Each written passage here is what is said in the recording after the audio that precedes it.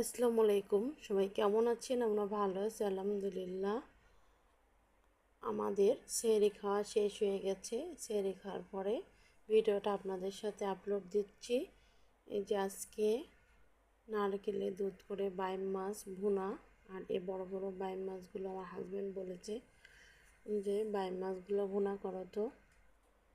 তো আমার শরীরটা তেমন ভালো না, এই জন্য একটাই রান্না করেছি। আর ওই রাত্রে দুধ কলা খায় আর অল্প তরকারি খায়, এজন্য এটাই রান্না চলছিল।